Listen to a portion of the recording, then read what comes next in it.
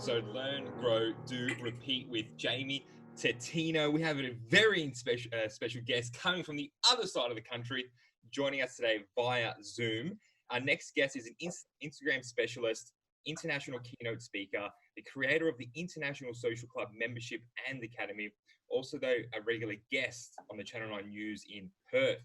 With a background in sales and marketing, her love for customer service and her enthusiastic personality allowed her to quickly skyrocket through the digital marketing world to become one of Australia's most influential Instagram speakers and trainers, working with brands like American Express, Dermalogica, Mazda, and City of Perth. Yes, incredible. In 2019, she was awarded in the top 50 small business leaders of Australia, featured on the cover of Inside Small Business Magazine Spring 2019 edition, and referred to as the Queen of Media. So guys, you got a very special guest, the Queen of Media. Earlier this year, she was also chosen for the cover of the Business Collection launch and also the Face to Watch in 2020. And I think what finally ties it all together is a donut enthusiast. We have Brooke Vulinovich. Welcome. Wow. Whenever I hear my intro, it spins me out. Like 5 years ago, I had $90 to my name. Wow. What happened? What? Well, I'm sure you hustled and you make shit happen. And here we are. Yeah. So well done. Now, look, we're going to get stuck straight into rapid fire. So Okay. know exactly what this is. It's Okay. questions, quick answers. There's about 15 of them, right? Ready. Right now. Favorite what? Song. Oh, that song's stunning. It's on TikTok. It's on my only reel that I've created. I love it. And all right. Favorite song to get pumped up to? Ooh, S Club 7, S Club Party, because it goes really well with the social club. S Club 7. Now that is old school. Favorite movie? Oh, I have a couple. Go. The Social Network, obviously. Totally. Dumb and Dumber is like my ultimate favorite. And You've Got Mail. You've Got Mail. I can't say I've seen that one. Oh, it's so good. It's a love story. You have to watch it. Maybe me and my partner can sit down and watch that this weekend. Favorite book? Oh, so many. Oh my God, The Cell by Frederick Eklund. It is amazing. He's a real estate guy, but literally anyone in business can learn from this book. Good. Go-to meal. Healthy or not healthy? I'll let you decide that much. Well, donuts are my favorite food. Okay. Well, that was my next question. Donut. Go-to donut. Oh, depends how I'm feeling. Passion fruit, but I can never turn away a salted caramel. Yeah, nice. Okay. Favorite TV show? Oh, Power.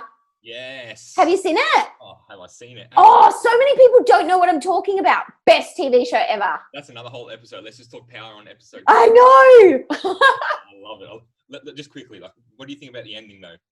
I was excited for the 5 new things that are coming up. Yeah. Well, there's one actually coming out. I know. I'm counting down the seconds. Totally. It should be good. It should be good. Your biggest celebrity and sporting idol growing up? Or sporting idol? Can I say I wasn't into sport? Yeah, definitely. Celebrity. Okay. Sorry, I wasn't into sport. Oh my God, this is so embarrassing. I was obsessed. You probably won't even know who it is, with Harry Connick Jr. Yeah, it's so embarrassing. Look him up. He was my celebrity crush when I was a kid. And where would I have potentially seen him in my lifetime? He's like the Michael Bublé of the 80s and 90s. Okay, so I know, what a weirdo. Each of their own. Hey, you said Power earlier, so we're on a good road. One thing you hate or dislike, and you can't say coriander. I hate when people are late. Totally, same. I also did some research and seen that you're a little bit OCD. Just a tad. What is your biggest pet hate? Well, people who are late, really. Even just like a small. What about small things? Something small, like it's just like, oh, it just gets me. Mess. Yeah. Okay. Oh, okay. Can I tell you? When my husband, who I love, puts his dirty clothes hanging over the side of the washing basket. I'm like, just put them in. Put them in. Episode 3 is a relationship. Love it. Funniest or craziest thing you've done? Oh, what's the funniest or craziest thing I've done? Well, starting my business was definitely the craziest. Totally. Because it was never in the game plan of life. Absolutely. Book or audiobook? Book. I can't do audiobooks. Really? Okay. Nah, I get distracted. Summer or winter? Summer. Oh my God, summer. So Yeah. Don't really experience the winter. Come to Melbourne for a couple of days and you'll see. I'm dying at the moment. Dying. Well, sum up your mindset in one word. Eccentric. Proudest moment personally, and then proudest moment in the business. Proudest moment personally was when I got married, definitely. And business is working with American Express. That's my career highlight. Love it. Well done. Tell us something about you that no one knows. Oh, this is something. Oh, I thought of something the other day and I was like, I need to answer this on questions. What's something no one knows? What was it? Well, I'm real shit at technology. It's definitely like, this is why I'm not using my AirPods, because I can't work out how to get them to sync to my laptop. People always think I'm good at technology and I'm not. I'm really good at Instagram, and that's why I can teach non-tech people how to be really good at Instagram, but I'm terrible at technology. Okay. Terrible at technology. There you go, guys. Your greatest failure that ended up being your best lesson or learning. When I launched the social club, we were almost up to 100 social club members, and the platform that I used to take the payments had a glitch and started charging my members in American dollars instead of Australian dollars. And basically I had to shut the whole thing down and start it again from scratch.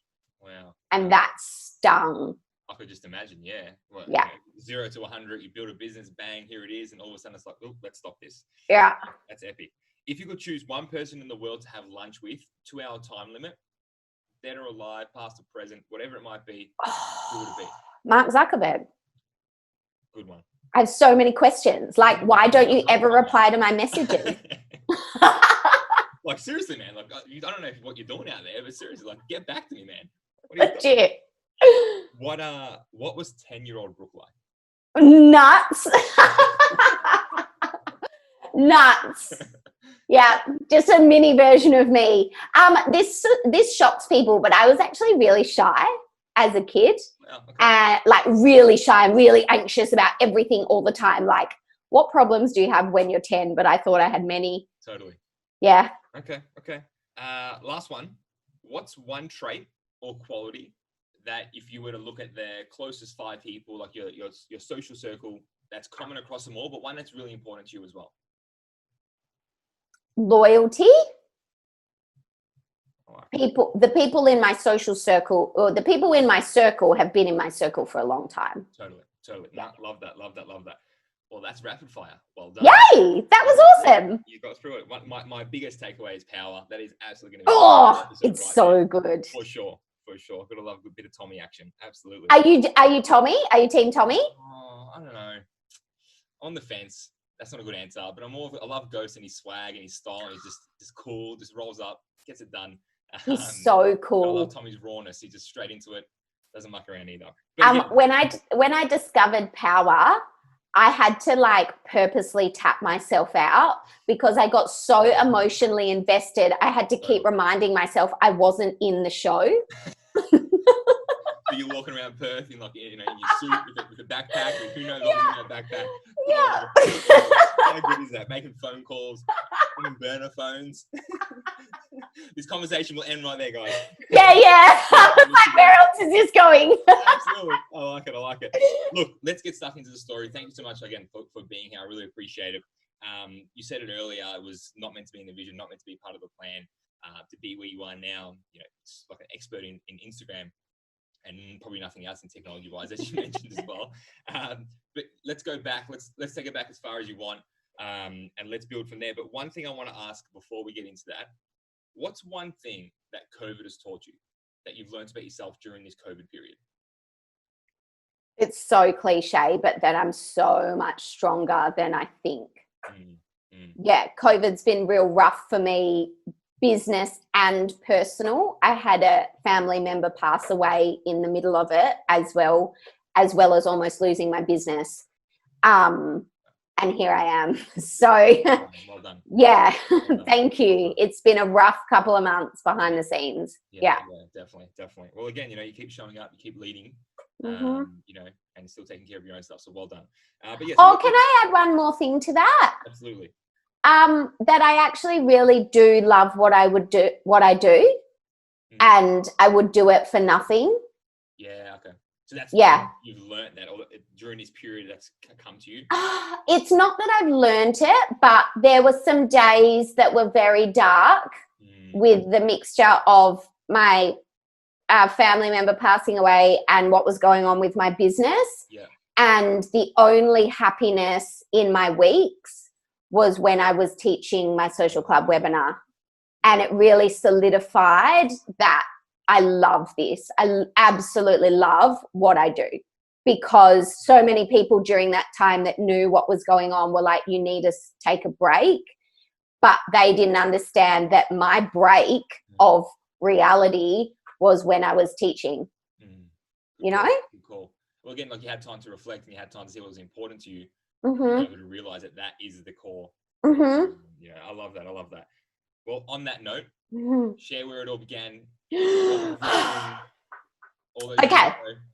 So about this time 5 years ago, I quit working for the family business because I was 29. I was too comfortable. I didn't like the industry. Well, it's not that I didn't like it. I just wasn't passionate about it. Yeah. And I was way too comfortable. And I knew if I didn't quit then, I would be 39, 49, 59 and probably still be there. And I just wanted more for my life. Yeah. So quit the family business. I took the part of my role that I enjoyed the most, which was event planning. And I started an event planning business because I had no idea what I wanted to do, but I just knew that I really enjoyed that. So I researched using Instagram and Facebook to launch a business. Yeah. And I became obsessed. Like, you have no idea. Glued to my computer screen 17 hours a day, obsessed with social media marketing. I just found it so fascinating, and I don't even know how to explain it. 5 years ago. This is 5 years ago. So it was still relatively it was still new. It wasn't enough, but it was still, What is that? Yeah. What is it? How does it work? I think when social media first came about for business, it was almost considered kind of like accounting, like something that I could do it myself, but I'm going to outsource it. Yeah. Right? I got you. So I was obsessed with it. My events business was purely marketed using social media. Yeah. The events themselves that I was running was purely marketed using social media. Yeah. Then I started another business, which was product-based, purely marketed on Instagram. Wow. And I was finding what I was doing, A, so fun, and B, so easy. I thought everyone must be doing this. I had no concept of the fact that other people may be struggling with social media. So were you self-taught? Like, did you just do your own research and learn from your own mistakes? Totally. Yeah. Totally. Yeah. And I was about 6 months into the event business and things were going okay-ish, but I wasn't getting the feelings that I was reading other people had when they started their business. I wasn't getting that feeling. So I went to a networking event because I was also really lonely, because I'd gone from working in a busy company to working alone at home. Yeah, and that was something new that I didn't realize was a thing. So I went to a networking event, and I was honestly, walking into that event, I was kind of ready to give everything up. Like I said, I was in a place where I didn't have a lot of money left. and I wasn't really enjoying what I was doing, but I thought I'll just give this event a go and we'll see. And at the event, we had to go around the room and share our biggest struggle in business. And I was the only person at the event that did not say social media. And it blew my mind what these ladies were saying about social media and how they found it so overwhelming and they didn't know where to begin. And I couldn't believe what I was hearing. So I approached the organizer of the event after the event and said, look, I know what I'm doing on social media. I'm actually getting results and I'm doing it myself and it's super easy. Would you be interested in doing a collab and I'll teach a workshop for your network? Yeah. So that's what I did. That's how I started. And then I'd written that workshop. So then I started just doing my own little workshops just from home as well. And gradually word spread. And then I thought I could just do one workshop a month on the side. I'd get a little bit of cash and an opportunity to meet some people very, very quickly. The one workshop, I don't think I ever did one a month. It grew so fast. I was doing 5 workshops in a week. Sometimes I was doing 3 back-to-back workshops in a day. It's all just because you asked the question at that networking event. You sort of said, hey, everyone here said they have no idea with social media. I can help them. It all started there. Totally. I think I always wonder, like, if I never went to that networking event, would I be doing this? Yeah. I don't know. Yeah. I don't know. But anyway, so the small workshops grew, and then I still sort of thought in 6 months' time, everyone will know what they're doing with social media, because what I'm teaching, I don't feel is that complicated, and people will get it and everyone will understand. And then I got an inquiry through from Mazda. That changed everything, because that's when I thought, well, hang on a minute. If I'm the best option to teach Mazda social media, maybe there's more in this than I realize. So I got a business coach. I worked out a workshop program. Over the next 12 months, I had 16 different services that I was offering in social media. And naturally, I was getting more and more requests for online training, because everything that I was doing was still in person. So, yeah, I combined the need for online training with my lessons, and I launched the social club. The social club grew far, again, just like the workshops. The social club was just one of the 16 services. Very quickly, the social club grew and became the main source of my enjoyment as well. It was of my entire week, and I was literally working like 24/7 at this point. It was what I looked forward to the most. And I knew if my business was going to survive the first 5 years, because 90% of businesses failed in the first 5 years, it wasn't just reliant on me making money. It was also reliant on how much I was enjoying what I was doing. So I decided to give up all the other services and just go gung-ho into keynote speaking and growing the social club and doing all the media around the social club. And that's what I did. And my 5-year goal for the social club was to get 1,000 active members. And in December this year, the social club will be 3 years old. I've had thousands of businesses through it. Well done. Currently, we're sitting at 730 active members from 28 different countries around the world. Awesome. And I've just launched a new program, Social Club Plus. Incredible. You know, one thing, absolutely, like everyone out there listening to this, I know you can't, we can't hear so you. crazy. Round of applause while you're driving or you're running. Just give a little round of applause. It's incredible. And a lot of I took from that is, in the stories, it didn't sound like you were a bit of an overthinker. But for you, like, did you overthink any of those processes, like quitting at 29, you know, starting 16, you know, did you overthink any of it, or you were just like, nah, I'm going? It took me about 2 or 3 years to quit. from when I first realized, do you know what it was? I was working in an industry where everybody else was really passionate about it and I wasn't, because I kind of just fell into it because of my family. Yeah. And I thought I just wasn't lucky enough to be the kind of person that would wake up every day and love what they do. Yeah. And that became quite a toxic mentality for me personally. I became quite unhappy. Yeah. So I think it was literally one day I was like, okay, I'm done. And I quit the next day.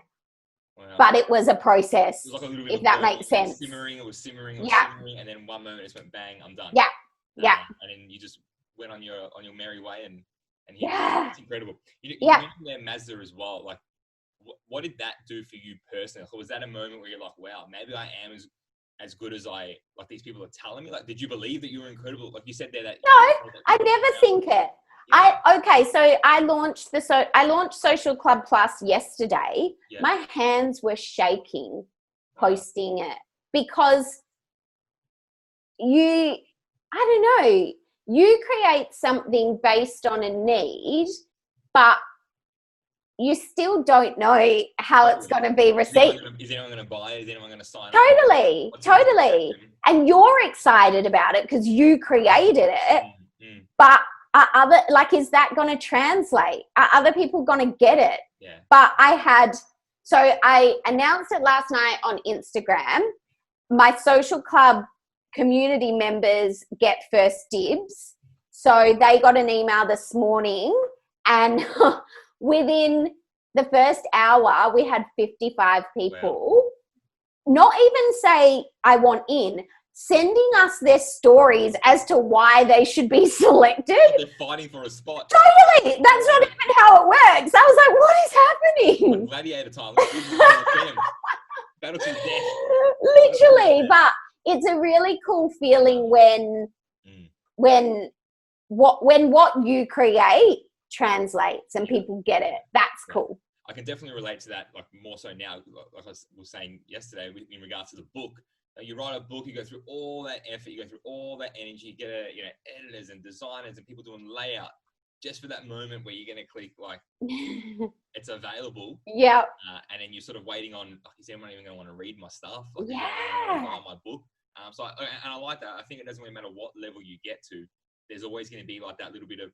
I saw Grant Cardone mentioned it. I think earlier this year or late last year, he did those massive events, those big stadium ones. And a week before, he goes, I was actually this close to pulling the pin because I wasn't too sure if we're going to get the numbers.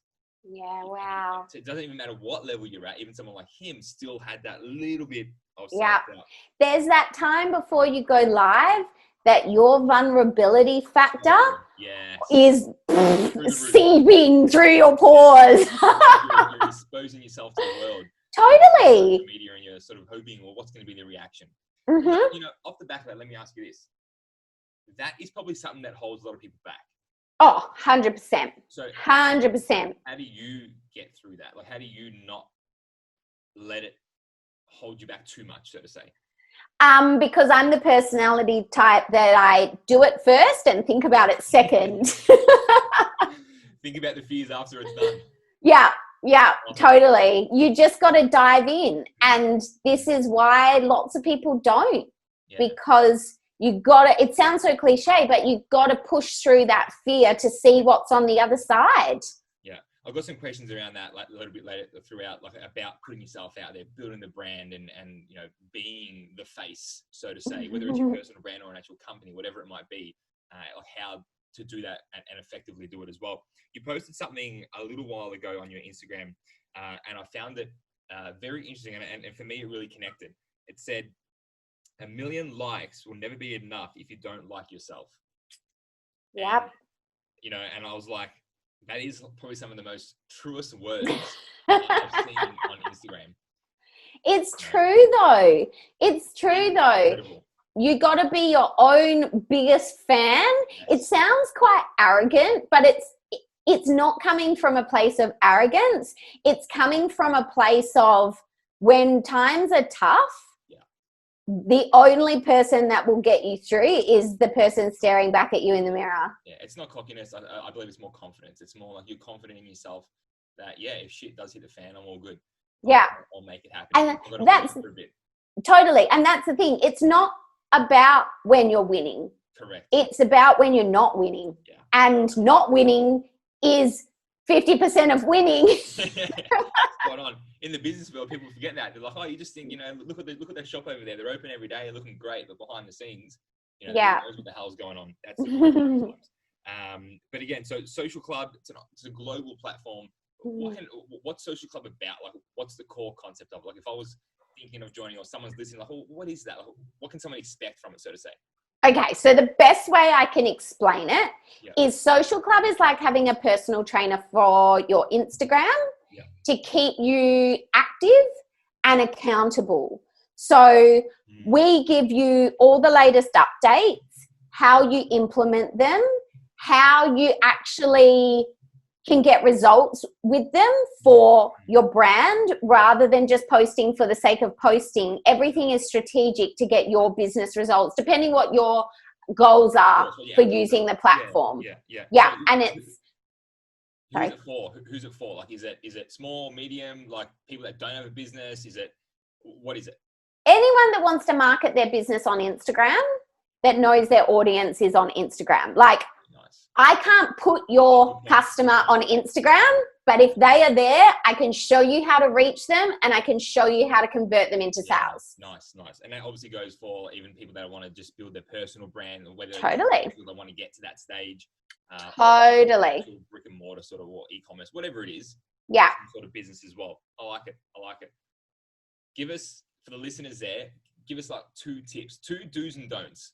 2 do's and don'ts. Like, yeah, do this, but definitely don't do that. Okay, biggest do, it's not about you. Stop talking about yourself. It is about, like, oh my God, I just realized I had a dream about this last night. Yeah, so this is what happens. I wake up in the middle of the night and I think of like lesson and post ideas and masterclass ideas. The biggest misconception about your business on Instagram is that it's about you. It is not about you. Consumers are selfish. Consumers on social media only want to know what's in it for them. So even if you're telling the story of your brand, you need to turn that into a lesson that someone can pull something from and apply it to themselves. It's very consumer based. Well, it is consumer based. It's the only marketing channel that's actually controlled by the user, not by the marketer. Is that a do? Yeah, definitely. You're the expert, not me. I'd take that. What do you think people get too focused on themselves then? Like, is that because like most people start with a personal page and it's all about me, then they sort of move into business and then like, oh, well, I have to make it about me? Yes, I think, the first social media app, the big one, other than MySpace, was Facebook.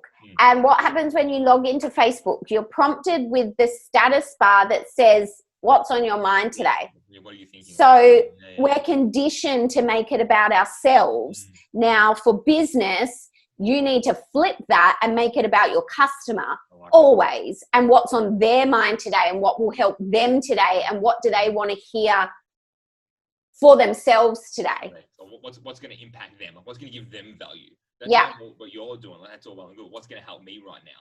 Yeah. Love it. Give us a don't. Don't get so caught up in, okay, these are my 2 don'ts. Don't worry about likes and followers. If you get your content right, the likes and followers will flood in. Good. Don't compare yourself to what other people are doing, because there's a difference between competitor analysis in terms of this is what's working, this is how we can replicate it, and getting just trapped in this like constant looking at someone else's account and, oh my God, they said that they're sold out and why aren't we doing this? Like, you have no idea what's going on behind the scenes. You can make any, like, oh my gosh, I saw this TikTok the other day. So I'm obsessed with TikTok. I don't create them, I just watch them. So I saw this TikTok the other day and it was actually a hack of how you can recode your Insta profile to look like you have hundreds of followers. Not hundreds, hundreds of thousands of followers when you don't. right? So that is a perfect example of, all right, if you saw that account and went, oh my God, they're doing so good, they've literally turned 10 followers into 100,000. They're not making any sales. So what do you see as good? Like, what's your ultimate goal on the platform? To make money. The followers don't pay your bills. No, I am yet to find a bank account in Australia. Maybe they're overseas. I don't know. That will let you deposit likes, that will let you deposit followers, and that will let you deposit exposure. If anyone knows of a bank account that takes those, please holler at me. You heard it first that there is no bank account yet. Yet. That accepts. Got cryptocurrency, but no likes can be yes. trading your likes. You ever caught up in the vortex, like you said there? Like, you get caught and like, I have a quick look at Instagram, have a quick look at TikTok, and 4 hours later, it's like, oh, where have I been? Yeah. Where's the like? Yeah. So do you know what? Over the past years and over my schedule getting quite hectic, I've had to create some pretty intense social media boundaries that I just have to be super disciplined and stick to. Because yes, I could spend all day, every day on these apps, and it shocks people to know my average daily time on social media is an hour, 45 minutes. Wow. I know. You'd think it was 24 hours, but it's not. Well, hey, you make it effective. I try and keep it under 2 hours. Yeah, you get in there, get it done. Love that. With what's happening, through COVID right now, and I saw something on the Forbes Instagram page when they were talking about Facebook trying to change, or Apple trying to change the way they're doing things because of COVID. What have you seen work? Like, what have you seen that hasn't worked, and what have you seen that's worked? What have you tried? Have your clients tried? What's been in social media? More so Instagram. Again, that's your specialty. What have I seen that's worked? Look, I think during COVID, a couple of really big mistakes that businesses were making, they just went ham on the COVID memes. Like, people don't need to see COVID memes from you right now. If they want to see COVID memes, they can follow meme pages. So that was one of the biggest mistakes I saw businesses make. Every piece of content is an opportunity to earn money from the platform. You're not going to earn money from COVID memes. So that was mistake number one. Mistake number two was, remember Tiger King? Yes. I remember Tiger King. Right. So Tiger King came out during COVID. Yeah. And again, I just saw these incredible brands that every single post and story was about Tiger King. Like, you're missing opportunity, so much opportunity to connect with your audience when everyone else is going ham on irrelevant content. That's when you can break through the noise, as long as you remain solution focused and value based to your customer. And my social club members that were with me during that time smashed COVID, made insane sales, because we kept to a strict strategy all through COVID, whereas so many other businesses just went AWOL. Yeah, we're just winging it, just sort of throwing anything out there, like you said, and COVID stuff and shit. I sort of feel that, again, you're the expert, but I sort of feel that, social media, Instagram, they go through cycles. Like, certain things are hot for periods, then it changes to another, Reels right now. Obviously it's new, so it's going to be quite hot. But then, live, everyone says, you should be doing live videos, or you should be, doing this. Do you see that as cycles? I don't know if that's the right word, but would you see that happening? So, couple of answers. One, there is no one right answer for everybody. Again, like fitness, you've got to find what works for your brand so that you can do it consistently. And that is also dependent on the type of content that your customer and your follower enjoys consuming, which is different for everyone. That's number one thing. Number two thing, whenever Instagram introduces a new feature, it gives it higher organic reach, for the reason that if more people see it, more people use it. Right? So there's kind of two things going on. When a new feature is announced, you should jump on it because it helps your overall reach. But you may find over time that feature is actually not content that your follower enjoys consuming, and you may need to scale it back and focus on something else. Yeah, so we're going to get a few hundred, a few thousand people listening to this episode, then straight away they're all going to go onto Reels. And there's a massive spike of people in Melbourne and Perth. Like Instagram, like, what's going on in Melbourne and Perth? Everyone's right now. Yeah. I love it. What's been your biggest Instagram campaign flop? Like something that just was a massive flop? For my business? Yeah, or just working with other people. You just thought, well, this is going to work, and it just didn't.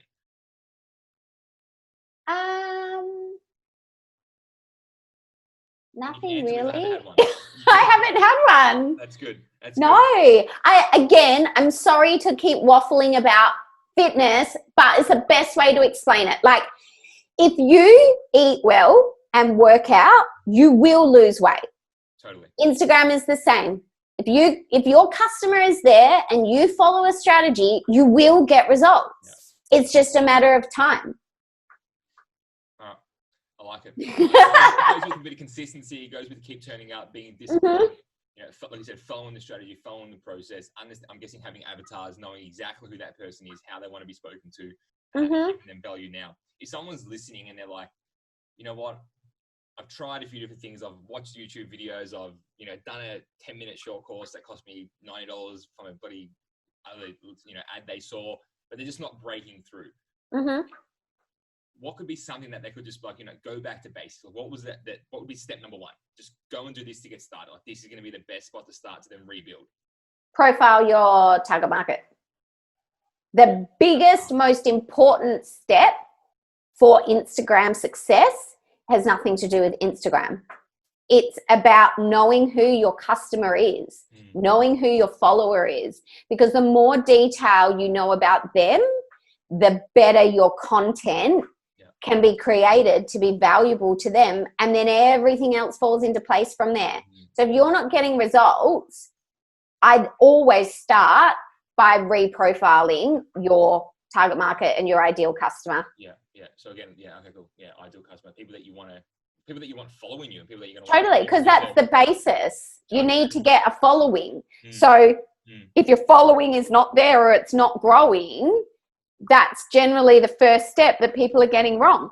It blows my mind how many people don't even know what target market is, how many business owners, especially startups and creatives, because, and I totally get it. I completely understand. A lot of people that start businesses have absolutely zero idea about business. Totally. They're good at what they do. Yeah. And they miss these crucial steps along the way. Yeah. Okay. Obviously, getting your brand, your message across, like getting the core concept, especially if you're a business, of what you do. Like, we get on the phone and we can talk, all good. And I can explain to you what I do. You can explain to me what you do. We're having this session now. People are listening. They get it. But you've got 3 seconds, like 2-3 seconds while people are swiping, or watching stories. Like, how do you break through? Like, how do you make someone say, oh, hold on, what was that? I want to look at that. And again, like you said earlier, there's not one answer. Yeah. Like that's for me, like, I find it a massive challenge as well. It's like, you've got 2-3, I'm the same. I'm just like, bang, bang, bang, bang, bang. Like, what do I want to look at? Yeah. How do you get someone to stop? You got to work out what is the one thing you want people to follow you for, and then deliver that. Like, if there's one thing that you want people to know that you do, and you look at your profile and you can't tell from just a quick glance what it is that you do or what it is that you're good at, then you got to rejig your profile. Yeah. I like it. Right now. Which is cool. But again, it sounds so basic sometimes, and it sounds like, that's why I said, like, what's the foundations? Like, what's the core concepts? Because there's no use trying to give people like level 10 steps if they have 0 to 9 sorted out. I think Instagram is something that is very, very, very simple. And I think that's what I've been able to teach people, but people overcomplicate it and think it's so much more complicated than it is. And in that process of overcomplicating it, get it wrong. until I break it down. So I break Instagram down into really 4 key areas. So your content, which is what you share and why, that your audience find valuable. Your timing, which is when you share and why, which is really important as well. Your hashtags, which is how you make sales while you're sleeping. And your engagement, which is how you build up your online community and your influence.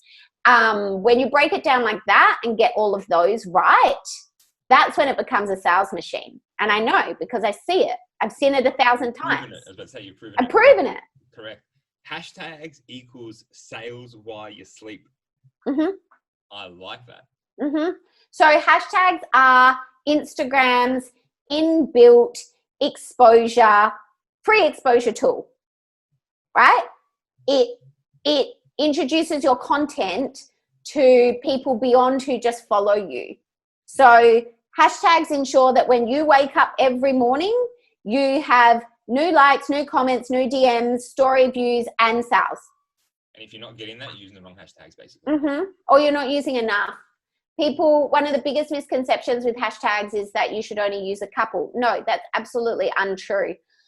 Instagram allows you to use 30 hashtags per post. So the way that I explain it is if Channel 7 came to you and they said, Jamie, I really want to help out your business. So we're going to give you a free 30-second commercial slot during, let's do the AFL Grand Final. Perfect. Would you go away, think about that, and be like, this is a really good opportunity. There's going to be so many eyes on the prize. It's probably one of the biggest streaming times in the year on television. I'm going to go back to Channel 7 and I'm going to say, thank you for the opportunity, but I'll just take 10 seconds. You wouldn't, right? So Instagram is giving you 30 seconds, aka 30 hashtags. Use them all, but be strategic. Make sure. I know. I was like, how can I explain this in a way that will resonate? You've got my attention. So again, obviously using the right hashtags is a big thing as well, but definitely just getting that 30 out there. Do you put them in the comments or the caption? It actually doesn't matter. They work no matter where you put them. I personally put them in the caption because it looks more aesthetically pleasing. But they still work whether you put them in the comments or the caption. I mean, not the caption. What did I just say? I put them in the comments not the caption. Yes.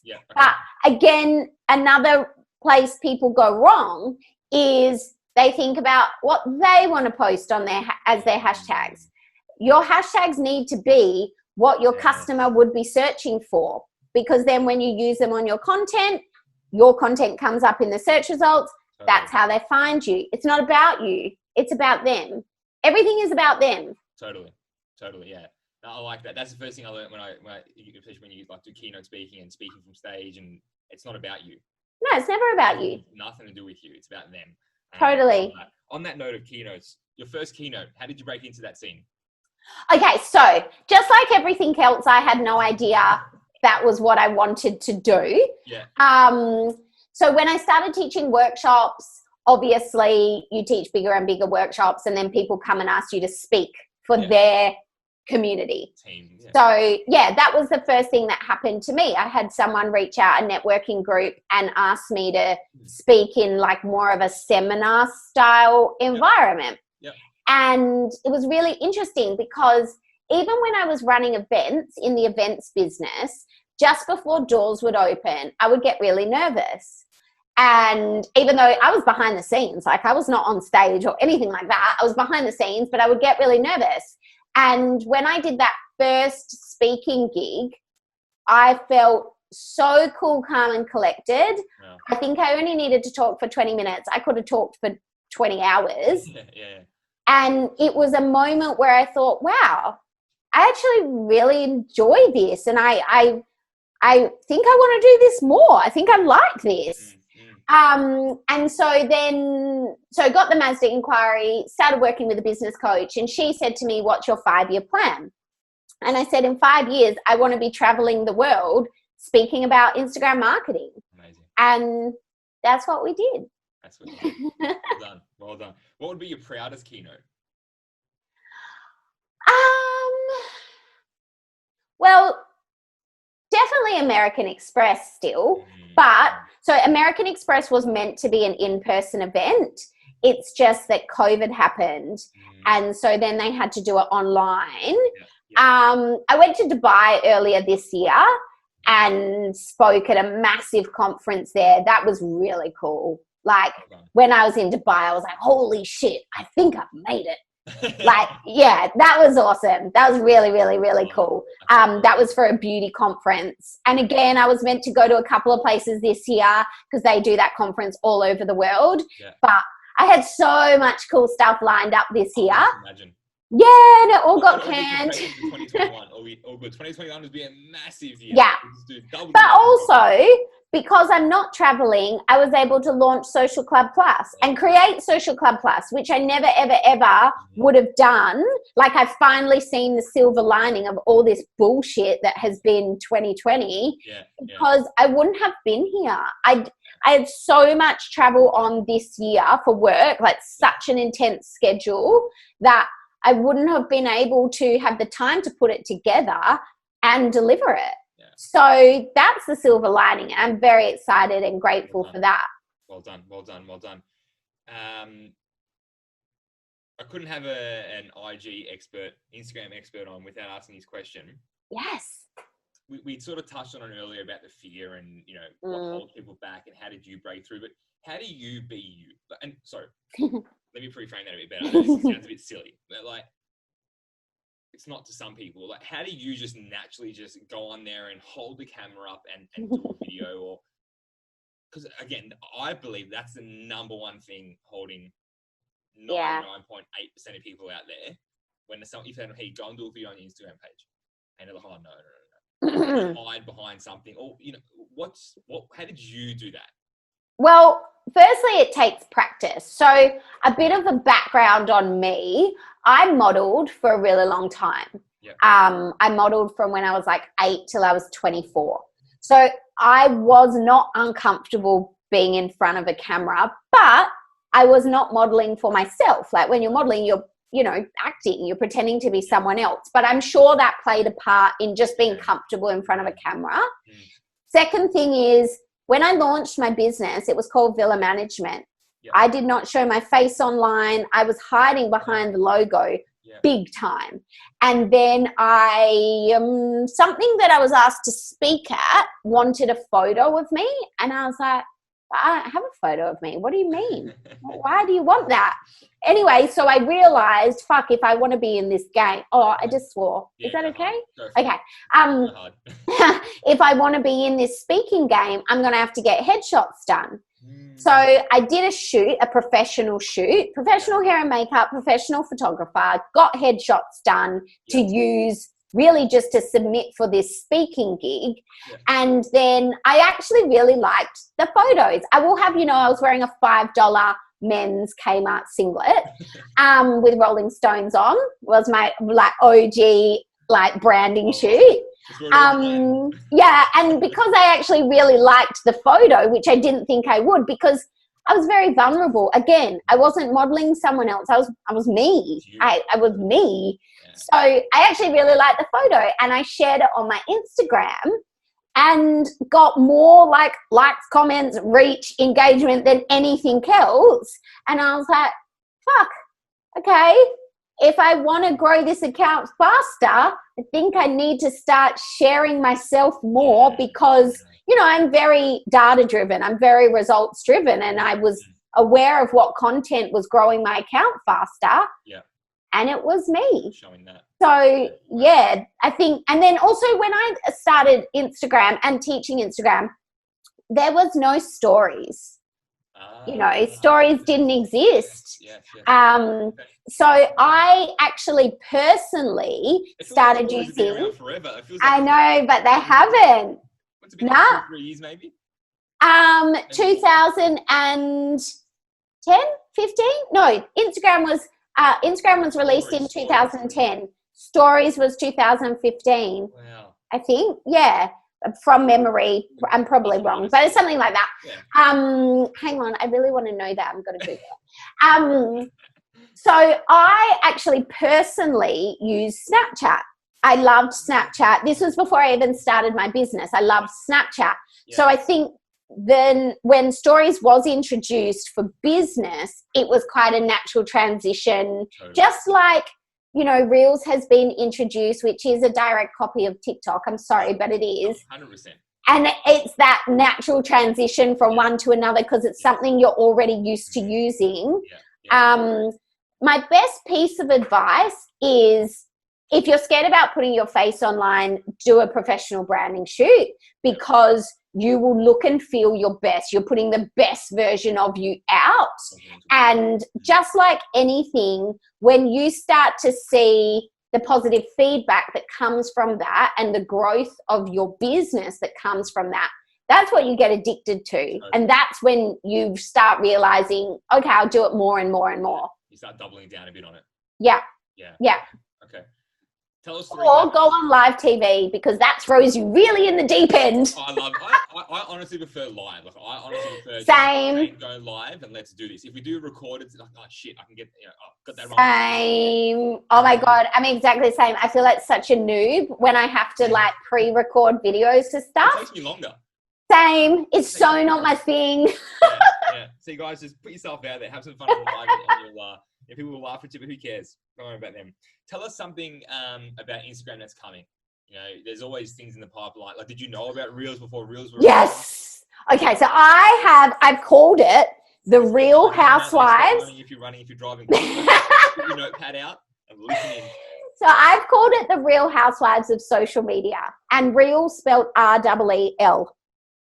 And I have been obsessed with this idea, well, not idea, but from when words started it was probably about a month ago now, that TikTok may get banned.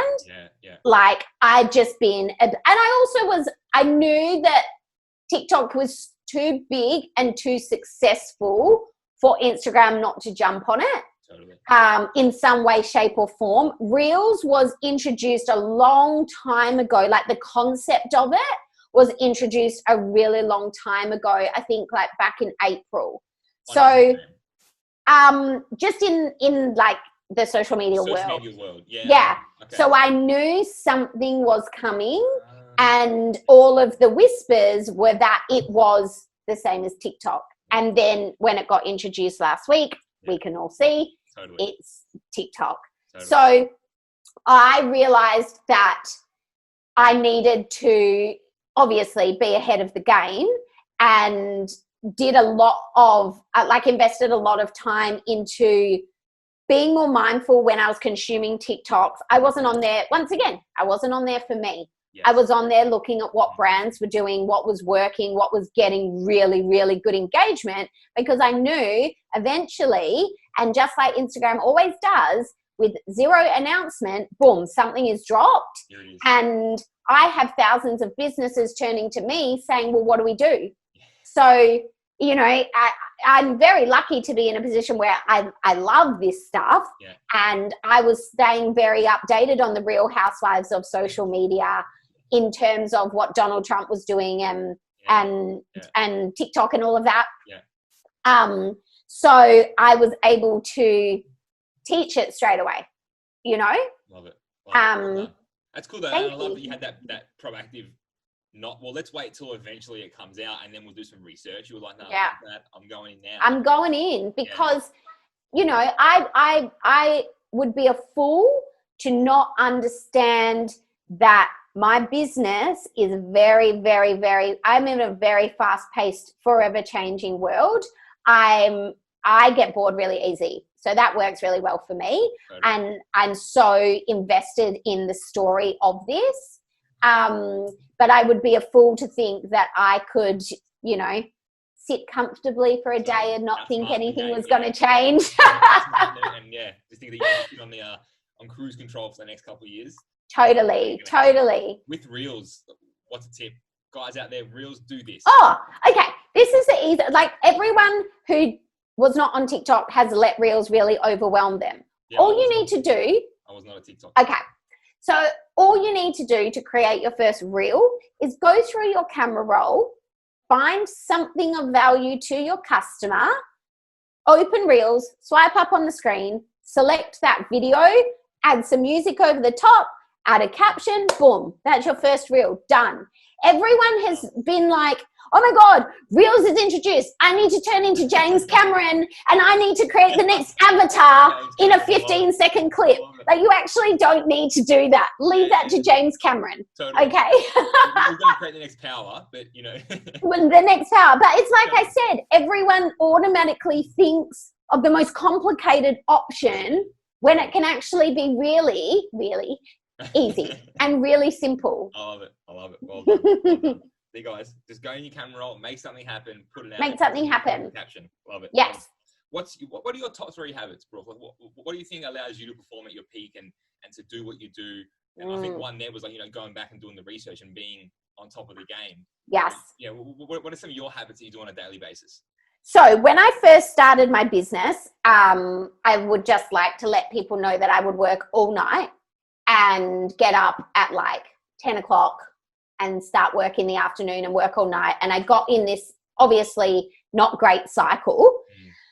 And so then I started reading more about, I'd never heard of like Timothy Ferriss and Anthony Robbins and all of that. I'd never heard of those because I just wasn't in this world. Nah. And so I started hearing these names come up of these people. So I started, reading their books and listening to podcasts. And this concept came up time and time and time again, that if you were to be successful in business, you were to have a really strong and solid morning routine. Yeah. And I still remember reading it thinking, what's a morning routine?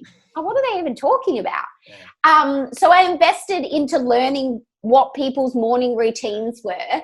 And this whole concept of exercising came up. Now, I did not exercise, right? I was not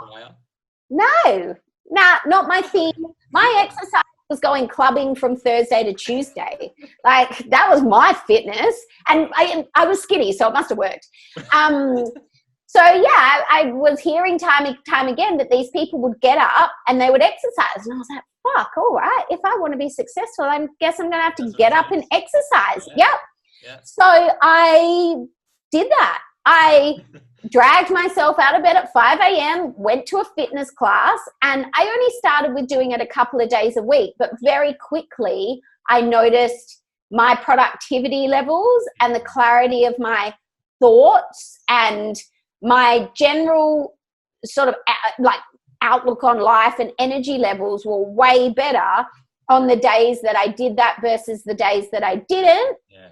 And, now I work out 6 days a week and I am like, you do not mess with my morning routine if you want me to do a good job. Yeah. I am very, very strict and very disciplined on my morning routine. Good. And it pays off. It's a huge difference. I also don't go on my phone or computer or anything for the first 3 hours of the day. I think it's really important in the world that I work in, that you can get very, very, very caught up in very quickly, that I'm grounded and that I am aware of my own thoughts and my own feelings before I react to anybody else's thoughts and feelings and issues. Meditation and mindfulness that you not really? No, it's just I can't really get into the meditation thing. I know it works for a lot of people. It's just not for me yet. Maybe it will become like that, but I just don't go on my phone until. So I get up every morning. I watch Dom eat breakfast. I do whatever I need to do. Like this morning, I did some washing, fluffed around. Then I go to my gym class. I do that for an hour. Then I come home. And by the time I get home, I've been awake for about 2-3 hours.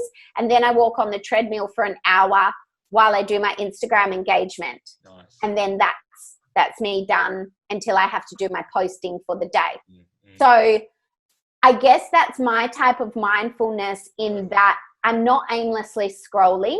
I'm there working. That 1 hour when I do look at my phone, I'm working in that hour, Well, and a lot of people have said now, like Robin Sharma, the 5 a.m. club, like, he's opened up this whole thing of, morning routines. And even he says it in there, sometimes exercising is a form, like, is your version of meditation, or is your... Totally. Me, I run in the morning. Like that's me. I'm running, and like you said earlier, like those ideas come. Like I'm running down, here in Melbourne, freezing cold. Like, wow, I should do this. Then I bring it on my phone and I type it. totally. And for me as well, in what I do in my line of work, my entire day is about other people, hyping them up, helping them. Totally. So for 1 hour a day, when I go to my gym class, somebody else has to motivate me, and somebody else has to hype me up. And I need that just for an hour. Very cool. Very cool. Like good tips. And you know what? I love the fact that it's not like no wishy-washy high-level shit. It's just like basic stuff, guys. Totally. No fucking around, and then no phone for 3 hours, and just really mindful of yourself. Yeah. I think that is real, powerful across all platforms. It's not just for business. Oh yes. You can use that theory everywhere. I love that. What's one thing that you learned that really just blew you away? About business? Anything.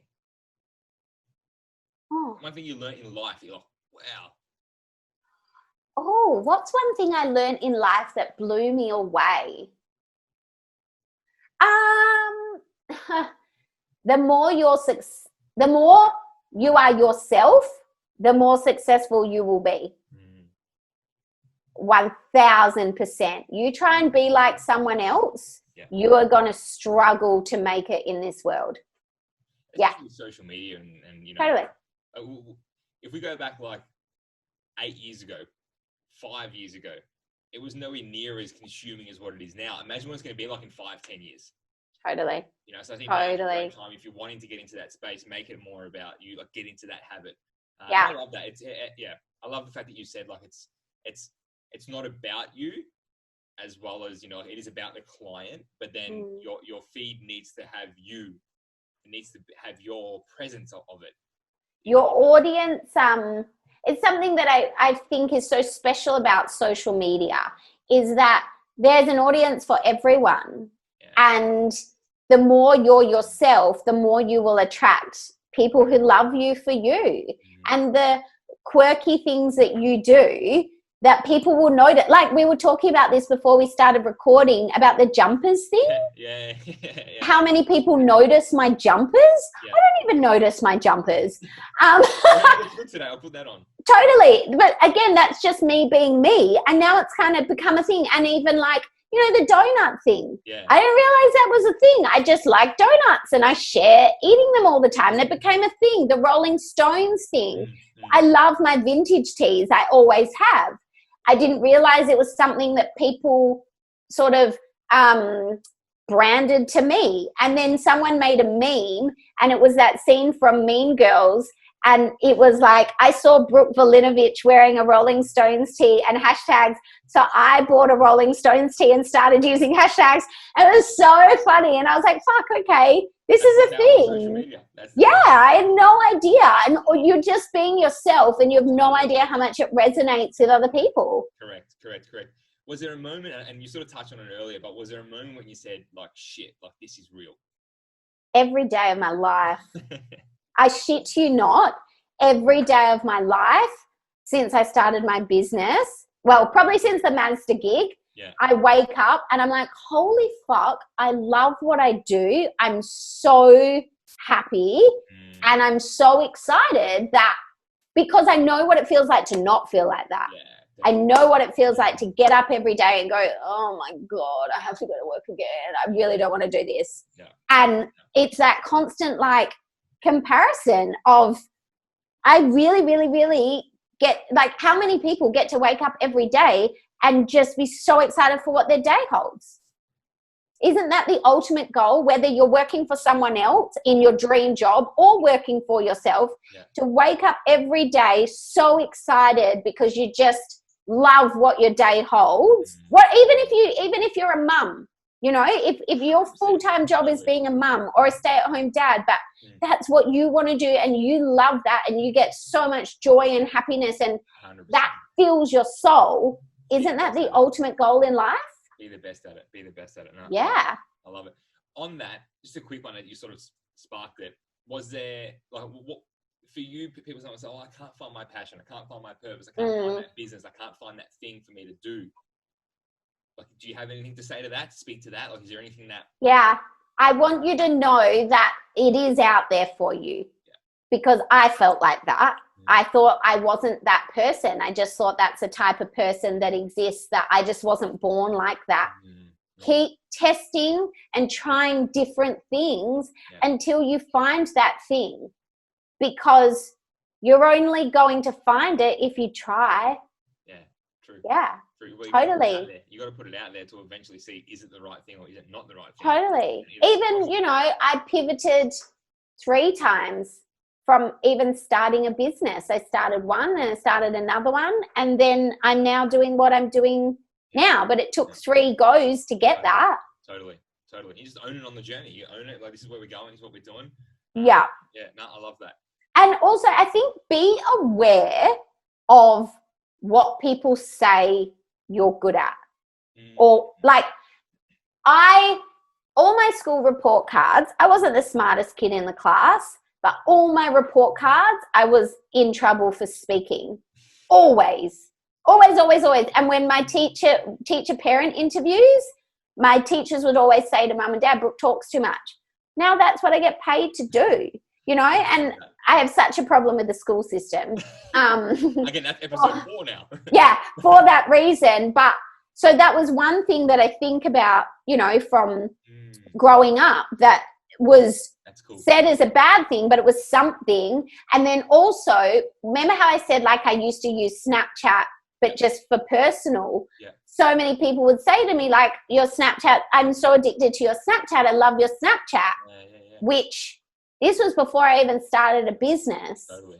So again, there's got to be some, like, be aware of what people say about you or what you do, whether it's perceived to be good or bad, it's something. Yeah, and if someone's telling you that you're good at, like, whatever that might be, and you're actively not even trying to be good at it, like, you just naturally do it, then maybe that's something. That could be the answer. That could be on the path to the answer, so to say. What do you think you've done so well in this space? Like, why are you the queen of the media, and why are you the face to look out for? And this is not to, you know, this is not to make you feel awkward or whatever. And it's not. The question's not like, why are you special? I think because, like I said, I was never the smartest person. Yeah. I'm not super good at, I've got no, like, business degree. Yeah. So I found a way to understand it and explain it in a way people can understand. And I think in business, if you can make something easy to understand, easy to do, that gets results, that saves people time and makes people money, doesn't matter what you do, you will succeed. Totally. I think. Does that answer your question? Yeah, definitely. Well, again, you've lived into that. Like, you've lived into that, what you just said, and you're on that journey, and you're making it happen as well, which I like it. Is there something that someone said to you, Brooke, throughout the journey that has really stuck with you, and it's something that you bring up? Yeah, a lot of things. My accountant, my old accountant, said my business would flop. I don't know if it's a Taurus. I'm not really an astrology person, but I'm a Taurus. Okay. So I'm very strong-minded. Yeah. I don't like being told what to do. I also don't like it bothers me in my waters when someone tells me I can't do something or I won't be able to do something. That bothers me. So that definitely. As Rachel said, the greatest revenge is massive success. Yeah. Just being told you won't be able to do that with everything I've done, or why would people listen to you, or I remember one of my first trolls said you've got the most annoying voice on the internet, and I was like, wow, really, me?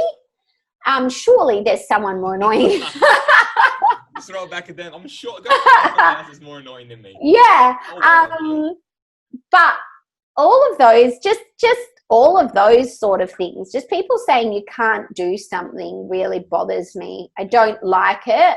I don't like when my social club members are my family. So, I feel personally responsible for each and every one of them. yeah. And unfortunately, a negative side of Instagram is the bigger you grow, at a point, without fail, you will start getting trolled without fail. Yeah. It's almost a sign that you've made it. Yeah, correct. But gosh, some of the things that people will say to business owners, and the worst part is most of the time it comes from friends and family, the negative things that they will say. And you know it comes from a place of insecurity for them. Totally. That people are nasty behind a keyboard. Nasty. Yeah. Like you said, you got to just, in a way, like it takes time. It's almost like practice doing the video. Well, it's like practice dealing with the shit. Like, so you can get better at dealing with it. Like, it's not going to go away. Like you said, Totally. like, probably the worst it's going to get. Totally. You just get better at ignoring it. Exactly right. This has been incredible. I've taken so much from it. I've got almost a whole page of notes here. Oh, yay! I hope the listeners have pulled over to take some notes as well if they're driving or they're I hope so. Yeah, I hope so. This has been incredible. My biggest takeaway so far is definitely power. This is awesome. I love it. It's been so much, and I'm definitely going to do my first reel. I'm going to I'm putting it out there to the world. So I've got to be accountable to that now. Okay, I'm ready. I'm watching. Done. Keep an eye out for my first reel. Okay. Send it to me. Totally. Send it to me. I will, definitely. If I get your tick of approval, then I know it's good. But again, thank you so much for making your time. I really appreciate it for being here. How can the listeners, for those that have never seen or heard of, want to even know more about the social club, how do they find it? So if you go at Social Club Community on Instagram, then you can find the social club. Yep. My name, which is Brooke Vulinovich, that's a little hard to spell. My account is also linked in the Social Club Community page, and my website is on the bio, so you can click through there and find anything. Good. Brooke, I really appreciate it. Thank you so much for making the time on the other side of the country. My pleasure. Via Zoom. For you guys out there as well, thank you so much for tuning in. Have an amazing day, night, wherever it is, whatever time it is for you. And we look forward to having you on the next episode. Thanks for now. Bye.